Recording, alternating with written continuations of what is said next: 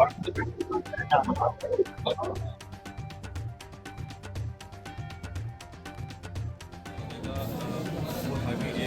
का लेटर ले लो कि उसमें स्कूल संचालन की अनुमति मिले। तो ऐसे बच्चों का करीब 70 बच्चों का निःशुल्क स्कूल कैसे कराओगे? मतलब उसका प्रोसेस फॉलो कर लो ना। पूरा प्रोसेस फॉलो कर लिया। फिर क्या होता है? डीपीसी से आपको बुलाना। ये मासूम पढ़ना चाहते हैं, आगे बढ़ना चाहते हैं और पढ़कर अपने समाज, प्रदेश और देश का नाम रोशन करना चाहते हैं, लेकिन इन बच्चों की पढ़ाई के आगे अब प्रशासन ही दीवार बनकर खड़ा हो गया है।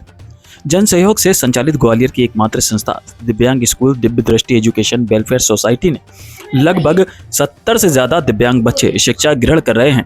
अल्प संसाधनों के बीच बच्चों में पढ़ने की ललक और जज्बा देखते ही बनता है।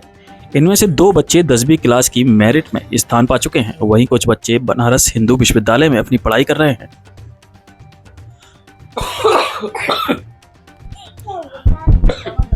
बता दें कि ग्वालियर में दिव्यांग बच्चों का एक भी विद्यालय नहीं है जिसमें केवल दिव्यांग बच्चों अपनी पढ़ाई कर सकें। दिव्य दृष्टि एजुकेशन के संचालक अंकुश गुप्ता की माने तो 2016 से अब तक यह दिव्यांग स्कूल जन सहयोग से संचालित हो रहा है।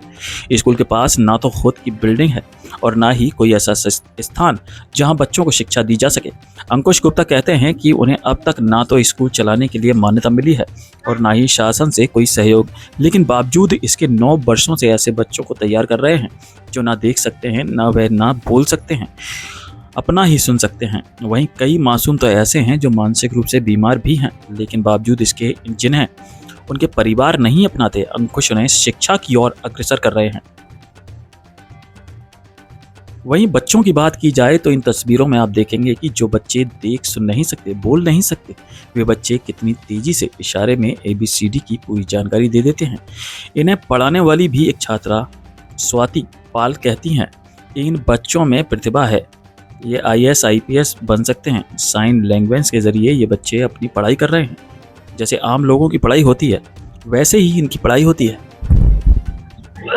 एक दृष्टि वेलफेयर एसोसिएशन है जो दिव्यांग बच्चों के लिए निःशुल्क स्कूल रन कर रही है, बिना किसी गवर्नमेंट एड के भी कर रही है। और उन लोगों को एक परमानेंटली स्कूल रन करने के लिए जगह की आवश्यकता थी, तो हमारे पूर्व अधिकारी कौशलेंद्र सर के द्वारा उनको एक टेम्पररी बिल्डिंग में जगह दी गई थी। लेकिन अब वो किस प्रकार से उनका रजिस्ट्रेशन हो सके और वो एक विधिवत स्कूल चला सके, उसके संबंध में आज उनका डीपीसी से कोऑर्डिनेशन कराया है। जो हमारे शासन के नियम है उसके पालन में किसी भी सोसाइटी को रजिस्टर्ड होना पड़ता है और उनका एक अनुबंध होना चाहिए स्कूल रन करने के लिए। तो वो सब डॉक्यूमेंटेशन उनके पास में अवेलेबल है या नहीं, और उसको कैसे फैसिलिटेट कराया जाए जिससे कि अगले जो शिक्षा का सत्र होगा उसमें एक रेगुलर स्कूल की तरह वो लोग चल सकें। उसके पास में किसी स्कूल में लोग मतलब शासकीय बिल्डिंग में अभी काम पढ़ाते हैं। इन जैसे हमारी नॉर्मल पढ़ाई है वैसे सारी इन लोगों की सेम पढ़ाई है, बट इन लोगों को सारी चीज़ें साइन लैंग्वेज में समझाना पड़ता है।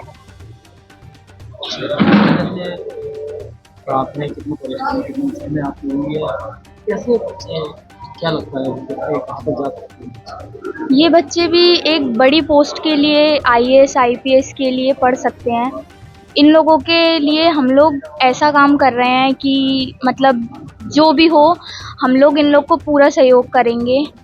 आपको इनकी लैंग्वेज आती है, आपने लैंग्वेज सीखी हो कैसे पढ़ा?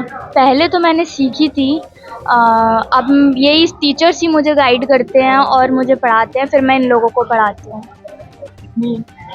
किस तरह के बच्चे पढ़ते हैं, कैसे क्या इनमें क्या संभालना है आपको, किस तरह के आप पढ़ाते हैं, क्या क्या सिखा चुके हैं?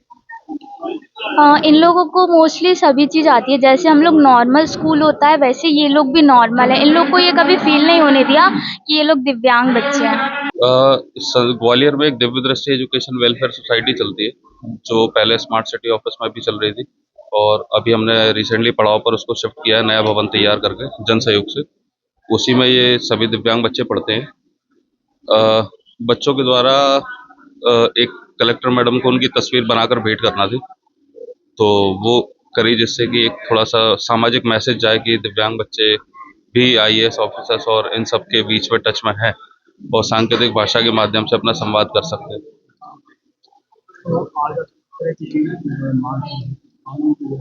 हमने कलेक्टर मैडम से मांग की है जैसे कि पूरे मध्य प्रदेश में गिने चुने दिव्यांग बच्चों के विद्यालय है, तो एक विद्यालय हमने अपनी तरफ से इनिशिएट किया है कि ऐसे बच्चों का एक विद्यालय तैयार हो जहाँ पर प्रॉपर एजुकेशन हो।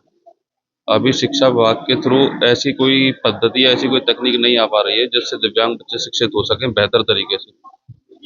तो यही मांग थी कि जो जगह कौशलेन सर हमको देकर गए थे, उपलब्ध करा के गए थे, उसमें हमने रिनोवेशन करा दिया। अब उस पे स्कूल के लिए मान्यता मिल जाए तो